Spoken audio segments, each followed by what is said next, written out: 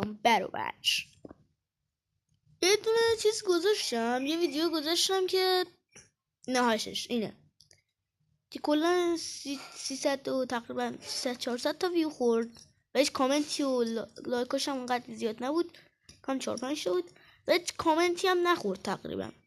شما ایده ای ندادید، پس من ترجیح دادم خودم یه دونه ایده بدم و اینکه بهتون نشون بدم که ایدم چیه. الان خودم درستش کردم اینو و اینکه شما که ایده ندادی، شما که داری این ویدیو، بله شما که ایده ندادی ولی من درست کردم اینو، ولی میتونی ایده بده، هر چی هم دادی اشکال نداره، من میسازم. الان بیاید بریم بهت نشون بدم. اینا آشیش من اینو درست کردم، لو طلای یوتیوب میدونم بعد ساختم ولی خب برای کار اول خوبه. بیلدر نیستم که، بیلدر سرور تیرکس ماین که نیستم. های پیکسل از اون پشت صحنه دارم میگم های پیکسل. بیلدر هر سروری به قول محمد های پیکسل شاید مهم نیست.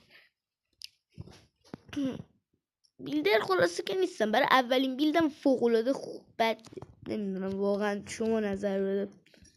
اگه نظرت خوبه لایک کن، اگه نظرت بدم تو کامنت ها حالا میتونی بگی بده یا هر تا میتونی هیچ کدوم از اینا رو انجام ندی. خدای خوب بود، خلاصه که خدای نه.